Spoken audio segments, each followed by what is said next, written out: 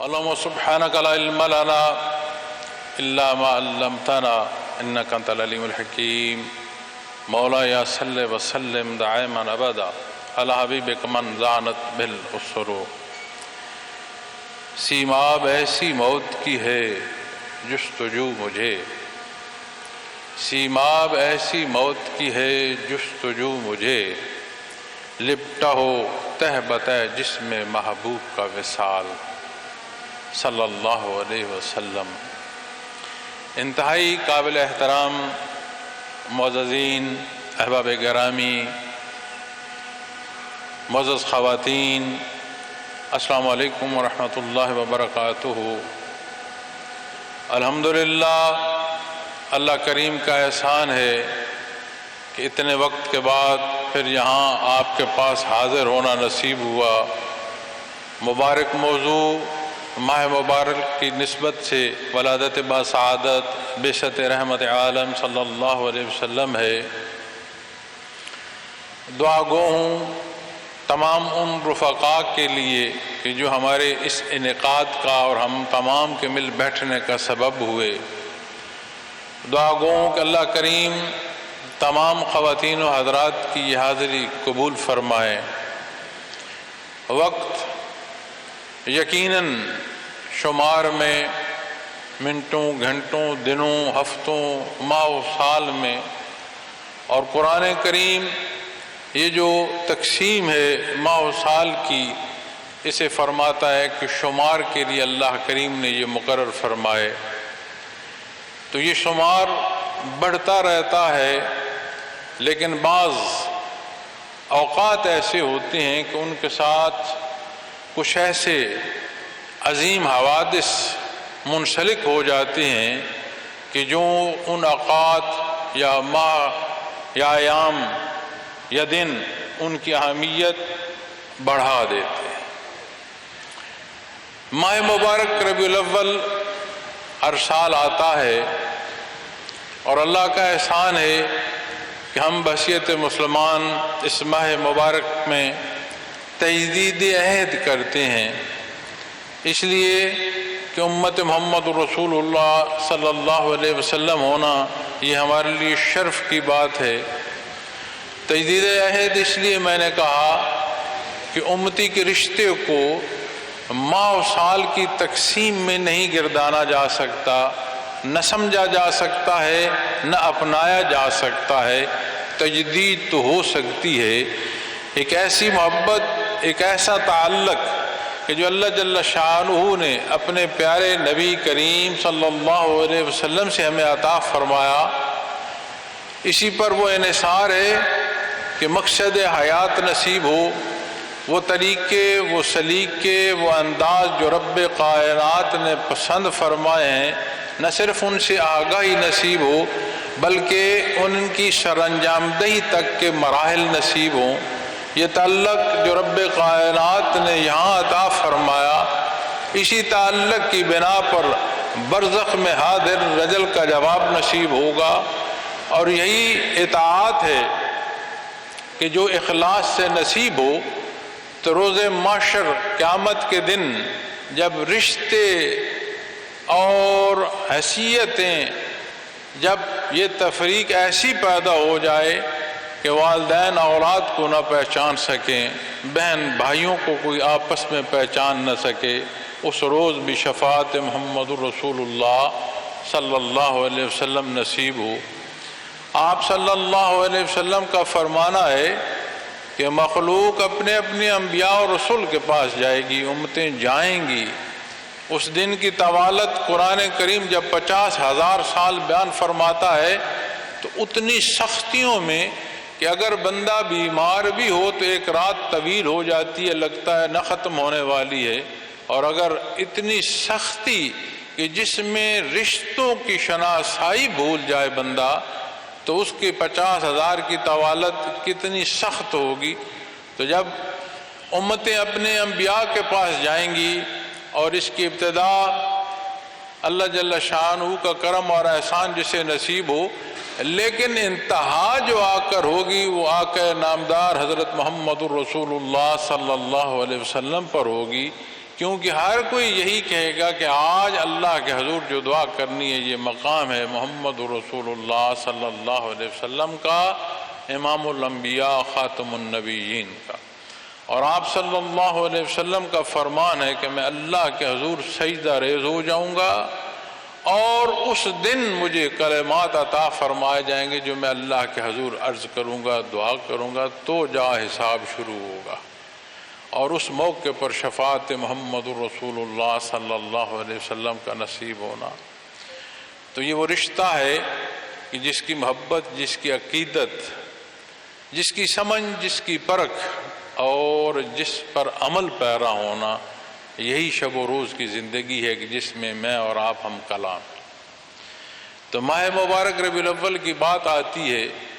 آپ صلی اللہ علیہ وسلم کی ولادت باسعادت کا مہینہ ہے۔ 12 ربیع الاول پر ولادت باسعادت کے حوالے سے کلی اتفاق نہیں ہے،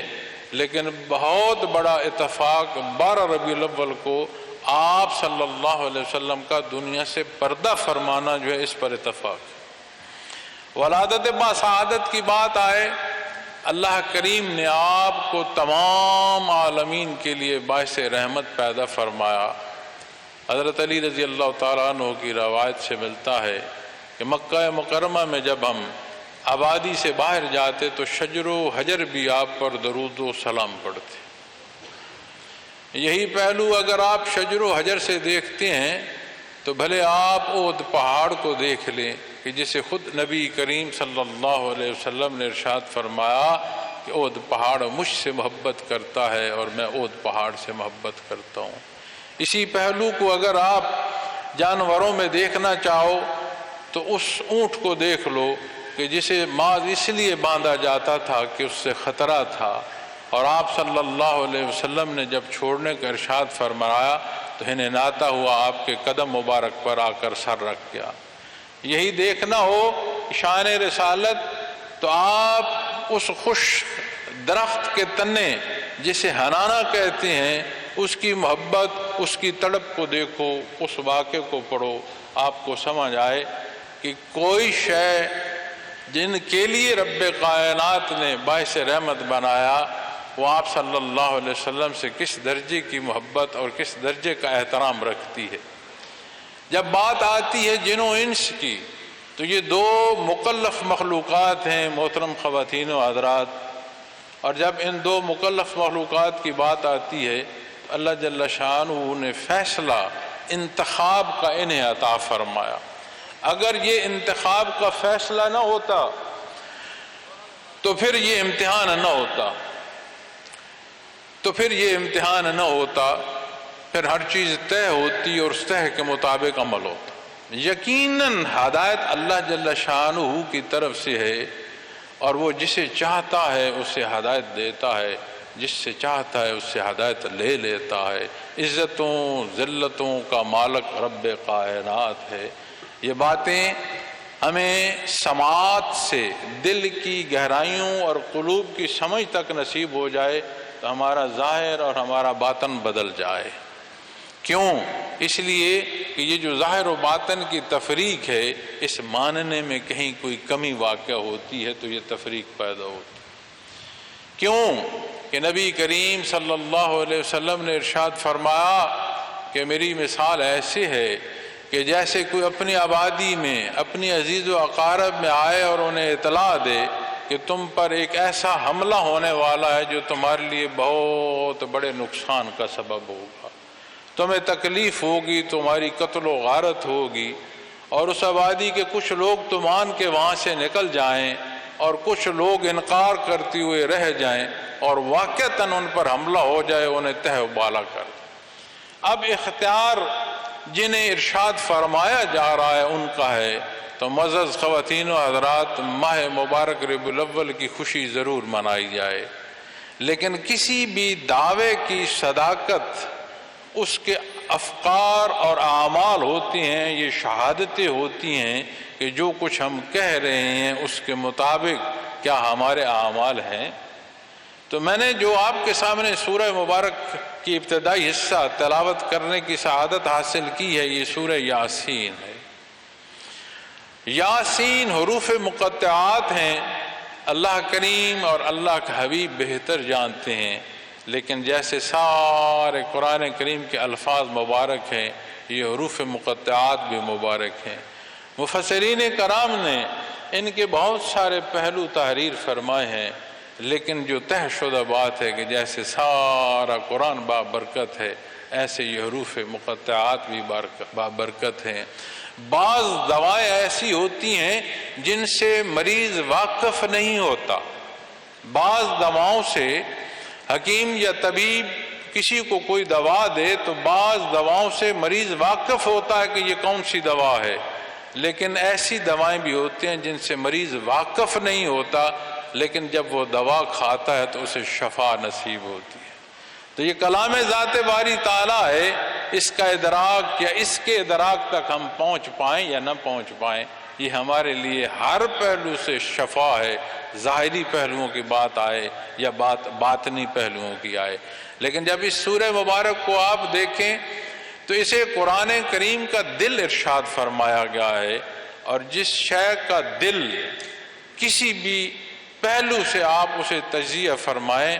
اس پوری وجود کی جو حرکت ہے اس کے انحصار اس دل پر آ جاتا ہے۔ یقیناً اس کی شان میں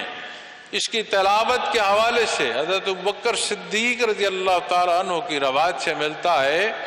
کہ اس کی تلاوت سے، اس کے ایک ایک لفظ سے اتنی برکات، اتنے اجر اور ثواب نصیب ہوتے ہیں۔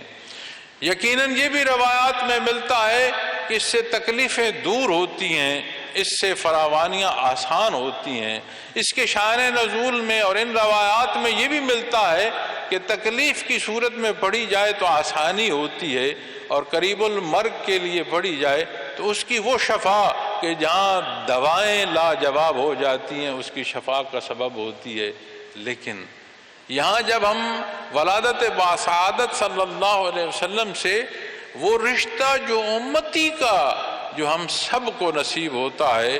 اور ایسا رشتہ کہ جسے رب کائنات نے خصوصیت عطا فرمائی کہ اے بندے مومن، جو تم پر احسان میرے حبیب کا تم ہی میں معبوس فرمانا، یہ تمام احسانات سے بڑھ کر ہے۔ جب اس رشتے سے شناسائی نصیب ہو تو سمجھ آتی ہے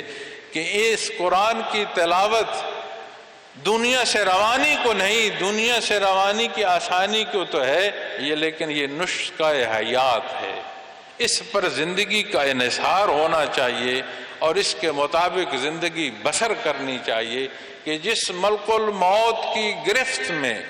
سکرات الموت کی سختیاں وارد ہونیاں ہیں، وہاں کی آسانی یہاں کا اقرار اور یہاں کے اعمال اور اتباع محمد رسول اللہ صلی اللہ علیہ وسلم کی مرہون محنت۔ تو جب ان حقائق کی سمجھ آئے گی تو پھر سمجھ آئے گی والقرآن الحکیم، اللہ جل شانہ حکمت والے قرآن کی قسم اٹھا رہے۔ کیسی حکمت، کتنی حکمتیں، زندگی بسر ہو جائے قرآن کریم کے آثار و معارف جو ہیں وہ بندہ نہ کلی طور پر جان پائے۔ ہماری جتنی بھی ضرورت ہے وہ ہمیں طے فرما دیا ہے محمد الرسول اللہ صلی اللہ علیہ وسلم نے، آپ نے اختیار فرمایا، آپ کی سنت مبارک ہے، آپ کے حدیث مبارکہ ہیں، آپ نے اپنے اصحاب کی تربیت فرمائی، آپ نے اپنے روبرو اعمال کی تصدیق اور تصحیح فرمائی، اجماع ہم تک پہنچنے کا سبب ہے۔ اور اگر آج ہم اپنی زندگیوں میں ایک لفظ اے یا بی، آ یا با، ان حصوں کو اپنے بچوں کی زندگی کی ضرورت سمجھتے ہوئے تمام وسائل جھونک دیں کہ میرا بچہ جو ہے وہ دنیاوی علوم میں مہارت حاصل کر لے، اس لیے کہ دنیا کی زندگی وہ اعلیٰ بسر کرے، اور اپنے تمام وسائل اور اپنی کاوشیں آبا تک وہ پہلو کہ جو ہمیں فقہ سے شناسا کر دے، جو ہمیں سیرت پاک صلی اللہ علیہ وسلم سے آگاہ فرما دے، جو ہمیں اپنی زندگی کی ضروریات کو ان اصولوں اور ان ضابطوں پر لے جائے جو رب کائنات نے ہمارے لیے پسند فرمائی ہیں۔ اگر یہ ایسا نہیں ہوتا تو پھر مسائل پیدا ہوتے ہیں، تکلیف پیدا ہوتی ہے۔ انسانی معاشرے کہلاتے تو ہیں لیکن انسانیت سے عاری ہوتے چلے جاتے ہیں۔ تو قرآن کی حکمتوں میں جہاں بنیاد ایمان نصیب ہوتا ہے، جہاں قرآن کی حکمتوں میں وہ پہلو جو شرائط ایمان کی ان حصوں تک پہنچاتے ہیں کہ اس مشت غبار کو وحدانیت باری تعالیٰ کا ادراک ہوتا ہے، یہ کسی کو محسوس کر رہا ہو یا نہ کر رہا ہو، وَهُوَ مَعَاكُمْ اَيْنَمَا كُنْتُمْ کو محسوس کرتے ہوئے اپنے رب کریم کا قرب محسوس کرنے کے قابل ہو جاتا ہے، تو پھر یہ اسے ان حصوں کی تعلیم نصیب ہوتی ہے کہ اس کی حکمتیں عملی زندگی میں نصیب ہوتی ہیں۔ یقیناً آپ صلی اللہ علیہ وسلم سے محبت یہ ہمارا اثاثہ ہے۔ آپ صلی اللہ علیہ وسلم کا در ہے کہ جس سے مخلوق کو رب کائنات سے شناسائی نصیب ہوگی۔ حضرت رحمت اللہ تعالیٰ علیہ کا یہ شعر جو ابھی ہمارے سامنے محترم نے بڑی خوبصورت انداز میں ہم سب کے لیے پڑھا ہے، اللہ ان کی محبت قبول فرمائے۔ یہ جو فرمایا نا، سیماب ایسی موت کی ہے جستجو مجھے، کیا تلاش کیا جاتا ہے؟ زندگی تلاش کی جاتی ہے، زندگی کو بھاگا جاتا ہے، زندگی کی ضروریات اور ان کی تکمیل چاہی جاتی ہے۔ لوگ کہتے ہیں کہ چاہے میری بادشاہی لے لو لیکن مجھ سے میری زندگی کی فرصت نہ لو، اتنی زندگی پیاری اور عزیز ہوتی ہے۔ یہ جو دنیا کی کمائی ہے کس لیے ہے؟ کسی زندگی کو آسانی دے، میری اولاد کی بہتری کا سبب بنے، میرا نام اور میری شہرت ہو۔ آپ دار دنیا کے عوامل کو گھماتے آئیں کہ تبع محمد رسول اللہ صلی اللہ علیہ وسلم تک نہ لے جائیں، وہ دنیا ایک ایسی صورت پیدا کر دیتی ہے کہ دلدل ہو جاتی ہے۔ اور قرآن کریم کی حکمت سے وہ پہلو نصیب ہوتے ہیں کہ یہ سارا ہونا باعث برکت ہوتا چلا جاتا ہے۔ کیوں؟ اس ہونے کے تصرف میں بندہ اللہ جل شانہ کی رضا اور اس کا حکم قدم رکھتا ہے۔